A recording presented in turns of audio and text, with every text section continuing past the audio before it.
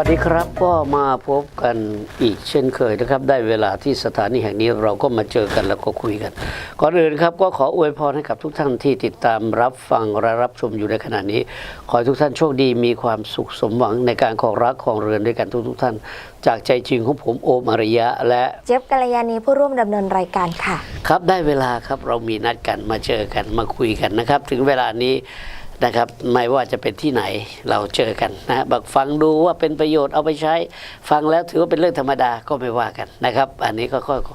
ฟังติดตามไปเรื่อยๆศิลปะในการครองรักครองเรือนมันจะมีศีลจริงหรือไม่คนเราทุกสิ่งทุกอย่างครับมันอยู่ที่การที่เราต้องพัฒนาตัวเราด้วยเพราะในยุคปัจจุบันนี้โอ้โหการศึกษาอะไรทุกอย่างในปีนึงเราจบกันเป็นหมื่นคนนะครับฉะนั้นเราภูมิใจว่าในประเทศเรามีการพัฒนาการศึกษาที่ดีมากทีเดียวเลยฉะนั้นเมื่อมีการพัฒนาการศึกษาที่ดีเราก็ต้องพัฒนาตัวเราให้ทันต่อเหตุการณ์เหมือนกันถ้าอันไหนที่ผมพูดหรือว่าคุณเจี๊ยบพูดไม่ดียินดีน้อมรับคำแนะนำจากท่านผู้ฟังและผู้ชมครับผมใช่ค่ะแล้วก็อย่าลืมสะท้อนเรื่องราวดีๆมาถึงรายการของเราบ้างหรือจะสิ่งที่เป็นความรู้สึกนึกคิดของท่านผู้ชมและคุณผู้ฟังได้นะคะมีหลายช่องทางที่เราจะสื่อสารถึงกันถ้าเกิดว่าติดตามทาง YouTube ทาง Facebook ก็มีที่อยู่ใต้คลิปรายการของเรานะคะหรือจะเป็นเบอร์โทรศัพท์ที่จะพูดคุยกับทางทีมงานได้หรือว่าจะเมมเบอร์นี้เก็บเอาไว้ก็จะมีไลน์สำหรับเบอร์โทรศัพท์นี้ด้วยนะคะรวมถึงท่านที่ติดตามฟังทางวิทยุอยากจะสื่อสารในอีกหนึ่งช่องทางคือทางแอปพลิเคชัน LINE ก็พิมพ์คำถามเข้ามาได้หรือส่งเป็นคลิปเข้ามาความยาวไม่เกิน3นาทีสำหรับคำถามของท่านที่ติดตามรายการเราอยู่นะคะบางท่านอาจจะไม่สะดวกถนัดในการเขียนจดหมายเลยก็ตามนะคะก็มีช่องทางอื่นที่จะสื่อสารกันได้ก็อย่าลืมกันถ้าเป็นจดหมายดั้งเดิมเลยนะคะที่ก็ยังคงมีจดหมายจากท่านที่ติดตามรายการของเราเข้ามาอยู่เป็นระยะอยู่นะคะแล้วก็อยากได้คำถามเยอะๆส่งมาตามที่อยู่ข้างกล่องผลิตภัณฑ์ทุกชนิดของห้างขายยาจอมทองแล้วก็จอมใจได้เลยนะคะส่งถึงคุณโอมอารยะส่งถึงเจี๊ยบกัลยาณีเราก็นำมาตอบรับกันค่ะมาตอบรับวันนี้จากท่านที่ใช้ชื่อว่าคุณวอบ้านนอกค่ะครับผมคุณวอบ้านนอกบอกว่าถึงคุณโอมและคุณเจี๊ยบครับครับผมติดตามฟังรายการครองรักครองเรือนของคุณทั้งสองมานานมากๆแล้วครับผมขอบคุณครับอยากขอความกรุณาคุณโอมคือผมมีปัญหาถามคุณหน่อยครับยินดีครับไม่อยากจะรบกวนเลยยินดีต้อนรับครับ คือยาทาแก้คันก็คงจะหมายถึง 9A นะคะครับผมที่บอกว่ามันเป็นสีน้ำตาลแต่ผมไปหาซื้อตามร้านมันมีแต่สีขาวครับคุณโอมครับพอผมซื้อมาใช้มันก็ไม่ได้ผลครับใช้ถูนวดดูมันจะเหมือนมีเม็ดเล็กๆติดมือออกมาด้วยครับครับผมขวดแล้วขวดเหล้าเหมือนกันหมดผมก็เลยสงสัยว่าเมื่อไหร่ผมจะได้ใช้สีน้ำตาลคงจะไม่เป็นแบบนี้นะครับครับผมแล้วก็ซื้อหลายร้านก็เหมือนกันหมดขอความกรุณาคุณโอมช่วยส่งยาสีน้ำตาลให้ผมดูหน่อยได้ไหมได้ครับขออภัยด้วยครับตัวหนังสือคงอ่านยากหน่อยอ่านได้ค่ะอยู่จังหวัดไหนครับอยู่จังหวัดเชียงใหม่ค่ะดอยสะเก็ดค่ะเชียงใหม่น่าจะมีนะครับมี 9A นะคะนะครับน่าจะมีนะฮะ9A อยู่ตำบลตลาดใหญ่เลยฮะน่าจะมีนะครับไม่เป็นไรขอบคุณมากครับเดี๋ยวจะได้บอกเจ้าหน้าที่เข้าไปช่วยบอกให้ร้านขายยาแถวดอยสะเก็ดลองติดมาดูนะครับอันนี้ก็ขอบคุณครับมันคนละยี่ห้อนะครับแต่คล้ายคลึงนะครับคล้ายคลึงกันนะครับต้องมีคำว่า9แล้วก็ต้องมี A ด้วยมีแค่2ตัวค่ะ2ตัวนะของเขาก็2ตัวครับแต่เป็นอีกชื่อหนึ่งนะฮะไม่ใช่ 9A ถ้าไม่มีตัว A นี่ไม่ใช่ครับแต่นี่ต้องบอกกันอย่างนี้ดูให้ดีครับมีตัว A อักษร A นี่คงจะมองกันหากันได้บอกร้านเลยครับผมอยากได้ 9Aนะครับฟังแล้วชื่นใจขอบคุณครับอันนี้ลองดูนะครับว่าจะเป็นอย่างไรนะครับอันนี้นะนี่ก็บอกว่าซื้อยาธาตุจอมทองมาทาหลายโหลแล้วครับขอบคุณครับแต่ว่าไม่ได้ส่งแรงใจมาก็ขออภัยด้วยไม่เป็นไรครับยาธาตุจอมทองใช้แล้วรู้สึกสบายดีครับร่างกายสมบูรณ์ดีขอบคุณคุณโอมที่แนะนำวันหลังจะเขียนมาคุยใหม่นะครับยินดีต้อนรับครับลืมไปขอร่วมรับทุนด้วยคนครับแล้วก็อยากได้กระเป๋าครับได้ครับแล้วก็ลงชื่อจากคุณวอบ้านนอกจากจังหวัดเชียงใหม่นะคะวอบ้านนอกอยู่อำเภออะไรอำเภอดอยสะเก็ดไงคะดอยสะเก็ดนะครับโอเคครับเดี๋ยวจะบอกให้เจ้าหน้าที่ไปแถวดอยสะเก็ดนะครับอันนี้คงจะเร็วๆนี้นะครับเพ ราะเจ้าหน้าที่เขาไปทำงานเดือนละครั้งนะครับอันนี้โอเค นะคะ เดี๋ยวจะได้ไปดูซิว่าทำไม ครับ ไม่ ดอยสะ มี เก็ดไม่มีนะครับแปลกใจนะครับ ผู้ฟังก็อยากใช้นะคะ ครับผม ค่ะแล้วก็อีกคำถามหนึ่งเอาอีกฉบับหนึ่งอันนี้มาจากคุณเอาเชียงใหม่เหมือนกันนะคะ อันนี้มาจากคุณพอเชียงใหม่นะคะ ครับผม คุณพอบอกว่าถึงคุณโอมและคุณกัลยาณีค่ะ ครับผม ดิฉันเป็นคนหนึ่งที่ติดตามรับฟังรายการคุณโอมค่ะ ขอบพระคุณครับ แล้วก็ได้ทานยาว่านจอมใจมาเป็นเวลานานแล้ว แต่ยังไม่เคยเขียนจดหมายมาเล่าประสบการณ์ที่ได้ทานเลยนะคะ ครับยินดีครับ รู้สึกว่าทานแล้วถูกใจนะคะ คุณโอม ครับถ้าถูกใจอย่าลืมกระซิบบอกผู้อื่นนะครับเราบอกยาดีคนอื่นเนี่ยเราได้บุญนะครับ บอกว่ายิ่งถ้าทานต่อเนื่องก็จะได้ผลชัดเจนถูกใจมาก คือดิฉันเป็นหลายอย่างค่ะคุณโอม ครับผม ทานยาโรงพยาบาลก็เยอะ แต่พอมาได้ทานยาว่านจอมใจของคุณโอม ครับผม ก็รู้สึกว่าร่างกายแข็งแรง ครับผม แล้วก็อยากให้ทุกคนที่เป็นผู้หญิงแล้วก็มีปัญหาเรื่องสุขภาพลองทานดูนะคะ ครับขอบคุณครับที่แนะนำ ดิฉันจะทานไปเรื่อยๆค่ะ ค ครับ งไม่มีปัญหาอะไรนะ ครั คะ บไม่มีครับยิ่งกินยิ่งกินยิ่งกิน ยิ่งอะไรก็ดูครับ เพราะว่ามันมีแต่ผลบวกไม่มีผลลบครับผม สบายใจได้นะคะ แต่ว่าฉบับนี้นี่เสียดายจังไม่มีคำถามมาสักหน่อยหนึ่ง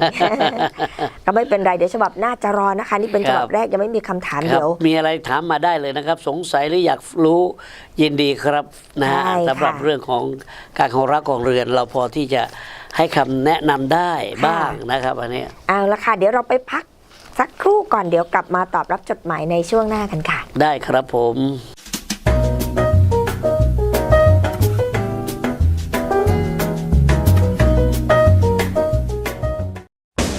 ประจำเดือนมาไม่ปกติใช้ยาว่านชักมดลูกจอมใจ มีทั้งชนิดน้ำและผงสกัดบรรจุแคปซูล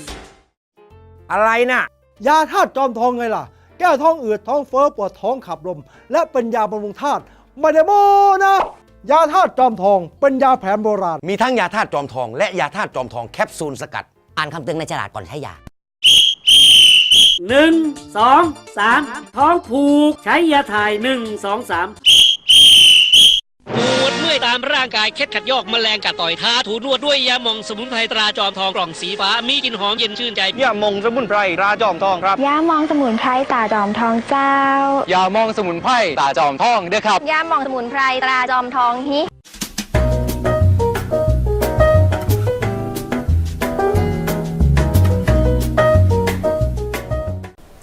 ค่ะก็ฝากกันไว้ด้วยนะคะสำหรับผลิตภัณฑ์เพื่อการดูแลคุณสุภาพสตรีทุกวัยนะคะ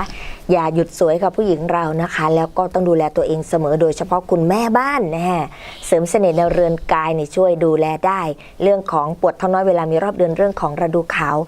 ลองทานยาว่านชักมดลูกจอมใจนะคะ เพื่อการดูแลปัญหาต่างๆ โดยเฉพาะถ้าเป็นเรื่องฤดูขาวถ้าคุณทานยาว่านจอมใจ3เวลาเช้ากลางวันเย็นหรือเช้าเย็นก่อนนอน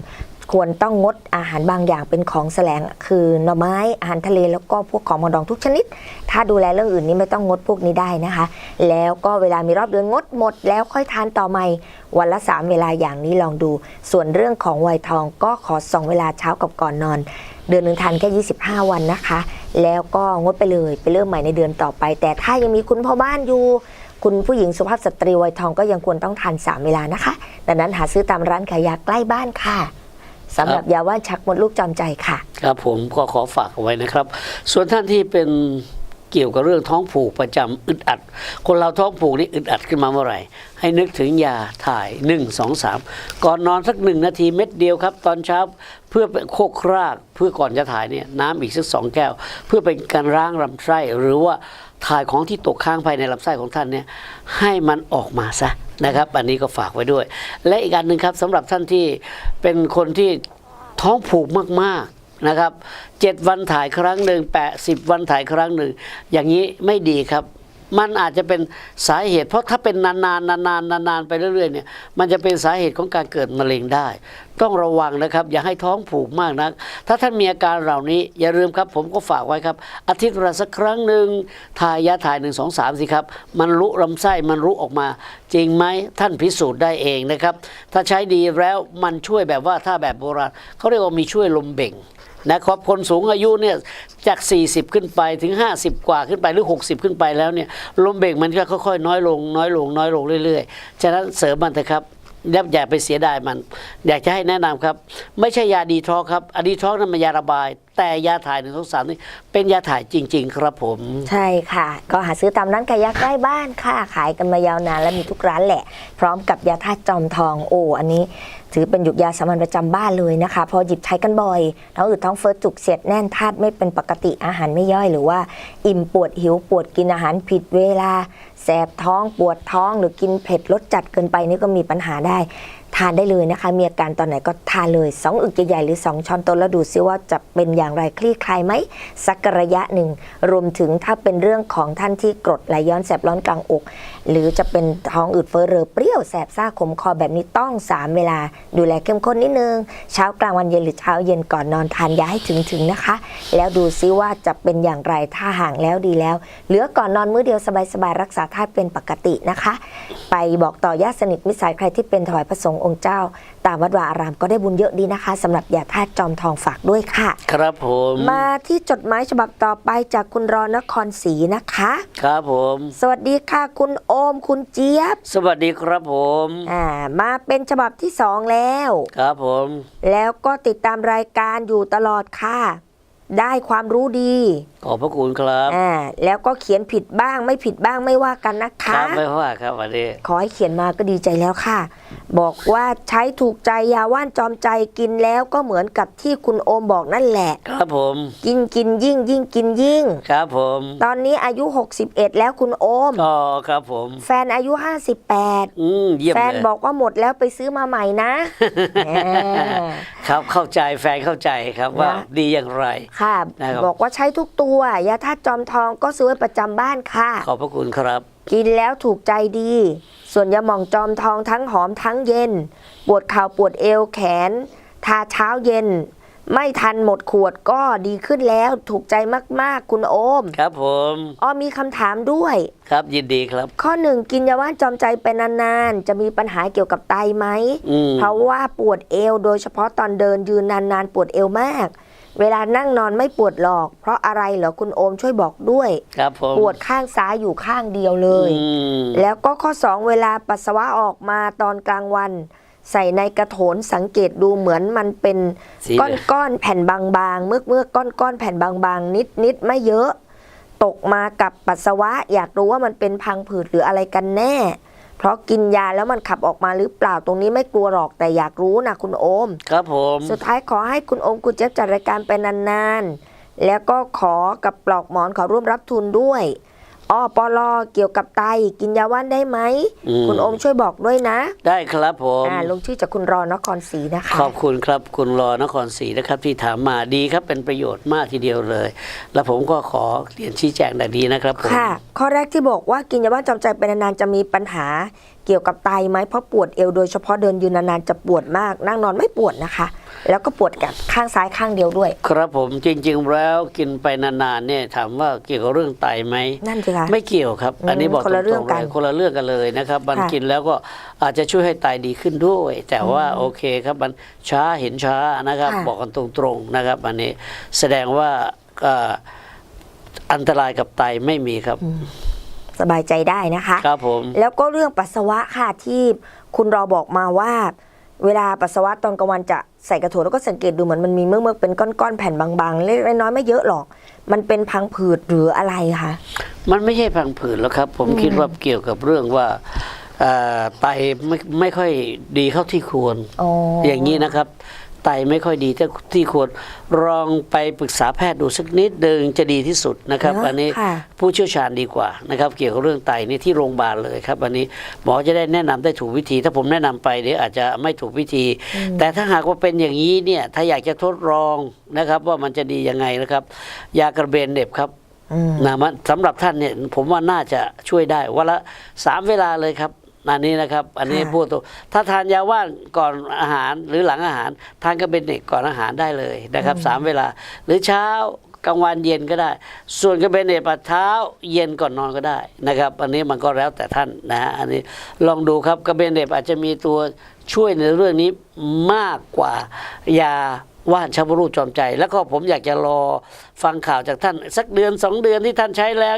นะครับวันละ3 เวลาเหมือนกันติดต่อกัน ค่ะ อันนี้จะหยุดก็ได้ไม่หยุดก็ได้นะครับอันนี้พอทานไปดีขึ้นหรืออะไรมันดีขึ้นเนี่ยท่านจะค่อยๆลดลงได้ แต่พอเห็นว่าดีปั๊บอย่าเพิ่งหยุดนะครับ อันนี้ต้องบอกกันอย่างนี้ครับผมสำหรับกระเบนเหน็บนะฮะอันนี้ ค่ะ ก็ขอบคุณตอบรับเรียบร้อยจดหมายจากคุณรอนครศรีนะคะ จบแล้วเหรอฮะ จบแล้วค่ะเพราะอีกอันนึงถามว่าเกี่ยวกับไตกินยาว่านได้ไหมคุณโอมก็ตอบไปแล้ว กินได้ถ้าเป็น ไปแล้ว เกี่ยวกับเรื่องไตเนี่ยบางทีเนี่ยเราก็อยากจะให้ทดลองกระเบนเหน็บดู ค่ะ นะครับ อาจจะช่วยในทางอ้อมถ้าผมก็ยังใช้คำเดิมนะครับ อาจจะเป็นรางเนื้อถูกรางยาก็ได้ ค่ะ อาจจะช่วยท่านได้บ้าง ไม่มากก็น้อยจะผิดหรือถูกยังไงก็ท่านต้องทดลองดูนะครับ ค่ะ เพราะมีหลายท่านก็อย่างเงี้ยอาจจะทำให้มีอาการปวดหลังปวดเอวอะไรแบบเนี้ยมันก็จะช่วยได้ด้วย ให้ถูกประเด็นดีกว่าครับผม เอาละค่ะเดี๋ยวเราพักสักครู่ก่อนนะคะ ได้ครับ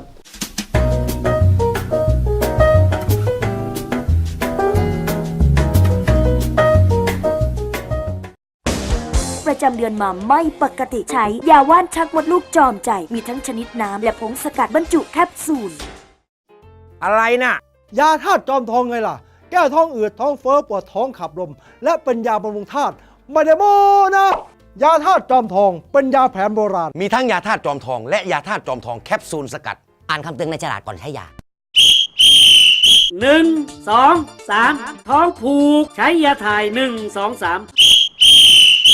ปวดเมื่อยตามร่างกายเคล็ดขัดยอกแมลงกัดต่อยท้าถูนวดด้วยยาหม่องสมุนไพรตราจอมทองกล่องสีฟ้ามีกลิ่นหอมเย็นชื่นใจ ยามองสมุนไพรราจอมทองครับ ย่ามองสมุนไพรตาจอมทองเจ้า ยามองสมุนไพรตาจอมทองเด้อครับ ย่ามองสมุนไพรตราจอมทองฮิ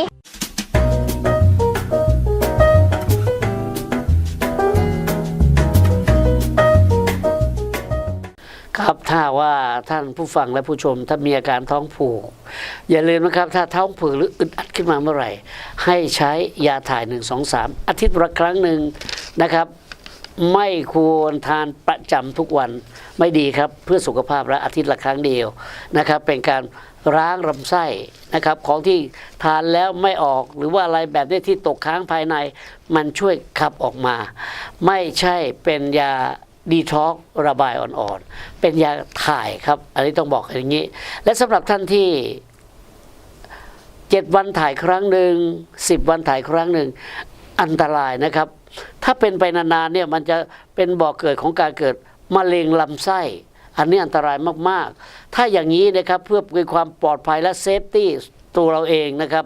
อาทิตย์ละครั้งหนึ่งนะครับเม็ดเดียวครับถ้าทานหนัก2 เม็ดได้ต้องบอกอย่างนี้เลยนะครับอย่างนี้แล้วก็มันจะถ่ายมันจะรู้สิ่งที่ตกค้างภายในอย่างเงี้ยนะครับออกมาทานน้ำให้มากหน่อยมันจะถ่ายด้วยน้ำครับทานน้ำให้มากหน่อย มันจะช่วยให้สุขภาพของท่านดีขึ้นอันนี้ลองดูได้ครับแล้วก็แต่อย่าทานทุกวันพอทานดีแล้วบางท่านบอกอยากจะทานทุกวันไม่ดีครับอันตรายมันจะดื้อยาต้องระวังให้ดีๆแล้วกันนะครับอันนี้ผมก็ติงไว้ก่อนที่มันจะเกิดความดื้อเกิดขึ้นอันนี้ขอบคุณมากครับผม ค่ะ แล้วก็อย่าลืมยาหม่องสมุนไพรจอมทองกล่องสีฟ้ากันนะคะ ดมหายเครียดทาหายปวดกันค่ะ ถ้าเกิดเป็นเรื่องของฟกช้ำดำเขียวแมลงสัตว์กัดต่อยใช้ได้ เรื่องของนวดปวดเมื่อยก็ใช้ดีนะคะ อันนี้รุมสบายไม่แสบไม่ร้อนทามากทาน้อยทาบ่อยแค่ไหนตามใจกันเลย และที่สำคัญกลิ่นหอมเย็นชื่นใจแท้ๆไทยๆสำหรับยาหม่องสมุนไพรจอมทองกล่องสีฟ้านะคะ ครับผมแล้วก็ท่านที่ปวดเมื่อยตามร่างกายเป็นประจำหรือว่าปวดหลังปวดเอวนะครับ เส้นตึงเอ็นตึงอะไรแบบนี้ หรือท่านที่ทำงานหนักๆนะครับขับรถขับเรือก็ดี หรือยกของหนักๆก็ดี เหล่านี้จะมีอาการครับปวดเมื่อยตามร่างกายนะครับลองดูสิครับยาตรากระเบนเหน็บนะครับยาตรากระเบนเหน็บเนี่ยนะครับมีทั้งชนิดน้ำและมีทั้งชนิดแคปซูลทานวันละ3 เวลาครับเช้าเย็นก่อนนอนก็ได้หรือเช้ากลางวันเย็นก็ได้แล้วแต่ท่านแคปซูลก็ครั้งละ2 แคปซูลเหมือนกันลองดูครับพอทานแล้วทุเราแล้วอย่าเพิ่งเลิกครับทานต่อให้ลดเหลือ2 ครั้งก่อนแล้วพอทานต่อไปอีกถ้ายังดีขึ้นแล้วสบายตัวขึ้นมากแล้วก็เหลือวันละครั้งก่อนนอนเนี่ยแล้วรู้ตัวว่าเป็นยังไงกินแล้วเป็นยังไงเนี่ยถ้าใช้ดีแล้วอย่าลืมนะครับบอกกันต่อไปด้วยควรจะทานครับก่อนนอนคนเราทำงานเนี่ยทุกคนนะครับไม่ว่าจะทำงานอะไรก็แล้วแต่ถือว่าเป็นงานหนักทั้งนั้นถ้างานหนักอย่างนี้นะครับ ก่อนนอนกระเบนเน็บ2 เม็ดรู้สึกก็ถ้าสบายจริง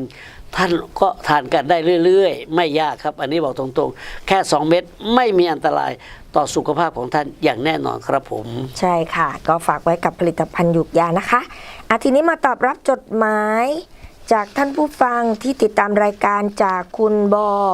สมุทรปราการนะคะ ครับผม คุณบอเขียนบอกว่าสวัสดีคุณอมคุณเจี๊ยบสบายดีกันไหมคะ ครับสบายดีครับแต่ไม่สบายเงินนะ ไม่ค่อยสบายกระเป๋า ครับกระเป๋าไม่ค่อยสบายเท่าไหร่ครับ กระเป๋าป่วย กระเป๋ามันเป็นไข้เศรษฐกิจเองครับมัน ค่ะ บอกว่านี่มาเป็นฉบับที่ 3 แล้วนะคะ ขอบพระคุณครับ คราวที่แล้วได้รับกระเป๋าเรียบร้อยถูกใจสวยมากค่ะ ดีครับผม แล้วก็ที่แนะนำผลิตภัณฑ์ยาว่านจอมใจและก็1 2 3 ใช้แล้วถูกใจมากค่ะ เดี๋ยวจะมีกำลังใจมาให้อีกนะคุณโอม ครับขอบพระคุณครับ ฉบับนี้ขอถามปัญหาหน่อยค่ะ ยินดีครับผม คนเป็นโรคหัวใจกินยาว่านจอมใจของคุณโอมได้ไหม2 คนเป็นดีซ่านกินจอมใจได้หรือเปล่า ขอจดหมายแค่นี้ก่อนขอให้อาโอมคุณเจี๊ยบมีความสุขตลอดไปนะคะ ครับผม ลงชื่อจากคุณบอสมุทรปราการค่ะ ถ้าคนที่เป็นโรคหัวใจเราไม่ทราบว่าท่านเป็นโรคหัวใจ หัวใจแบบไหน แบบไหนมากหรือน้อยขนาดไหน ไม่ได้บอกมา หรือว่าหายใจแล้วเจ็บที่หน้าอกอะไรแบบเนี้ย ค่ะ หรือหายใจไม่ค่อยออกนะครับ อันนี้ถ้าหากว่าอยากจะทานยาว่านช้ำรูกผมขอแนะนำเป็นแคปซูลครับไม่มีอันตรายใดๆเลยนะครับอันนี้บอกตรงๆแคปซูลครับครั้งละ2 แคปซูลวันละ3 เวลาเช่นกันลองดูครับเด็กสาวๆเขาบอกชอบทานแคปซูลกันทานได้เลยครับที่มีประจำเดือนปวดเม็นดำมากระปรี้กระปรอยมาแล้วเป็นไข้ทับฤดูอะไรแบบเนี้ยไปแล้วโอดควรพ่ออย่างงู้นอย่างนี้ตลอดเวลาลองครับคนที่เป็นพ่อเป็นแม่ลองซื้อให้ลูกกินครับนะครับเด็กสาวๆถ้าอายุไม่เกิน15นะครับหรืออายุ15พอดีนะครับ1 เม็ดครับถ้า16 17 18ไปแล้วเนี่ยนะครับถ้า16 17ก็ยัง1 เม็ดได้แต่ถ้า18ไปแล้วเนี่ยต้อง2 เม็ดครับต้องบอกกันอย่างนี้เลยนะครับวันละ3 เวลาทานได้ครับเกือบจะทั้งเดือนก็ได้นะครับเพราะยาตัวนี้มันไม่ใช่ยาระงับปวดประจำเดือนนะครับเป็นยาที่ค่อยๆช่วยบรรเทาช่วยปรับมดลูกให้ดีขึ้น ค่ะ อาการปวดอาการประจำเดือนมาไม่ปกติอะไรแบบนี้มันจะเป็นปกติครับอันนี้ก็ขอฝากไว้ด้วยความเคารพเลยนะครับสำหรับท่านสุภาพสตรีที่มีปัญหาเกี่ยวกับเรื่องรอบเดือนลองดูนะครับยิ่งกินยิ่งกินยิ่งกินยิ่งนะครับแล้วก็ยิ่งอย่างไรท่านต้องพิสูจน์เองผมบอกได้คำเดียวว่ากินแล้วมันจะเกิดเสน่ห์ในเรือนกายกินแล้วผิวพรรณจะเป็นไงท่านดูเองก็แล้วกันอย่าหายว่าผมพูดเลยครับแล้วก็ยืนยันจากแฟนรายการที่เขียนจดหมายเข้ามา ให้ท่านได้ยินได้ฟังแล้วดูเองก็แล้วกันนะครับผม แล้วก็เรื่องคนเป็นดีซ่านล่ะคะคุณโอม คนเป็นดีซ่าเนี่ยจริง ๆ แล้วเนี่ยก็ต้องกินอย่างชนิด แคปซูล แคปซูลเหมือนกันนะครับกินได้ครับ ค่ะ นะฮะเพราะดีซ่าเนี่ยเราไปกินพวกที่ผสมแอลกอฮอล์จะไม่ค่อยดีเท่าไหร่นะครับต้องบอกกันอย่างนี้ครับกินแคปซูลครับเป็นเม็ดอย่างเงี้ยใช้น้ำอุ่นทานไปเลยครับอันไม่มีอันตรายครับ ค่ะ อาจจะช่วยทำให้แข็งแรงขึ้นครับผม นะคะก็2 คำถามตอบให้ทราบเรียบร้อยแล้วนะคะเอาละค่ะวันนี้เวลาหมดพอดีเลยค่ะ อ้าว ณโอ คุย ค่ะ หมดอีกแล้วครับสำหรับวันนี้เวลาหมดผมทั้งสองต้องขอกล่าวคำว่า สวัสดีครับ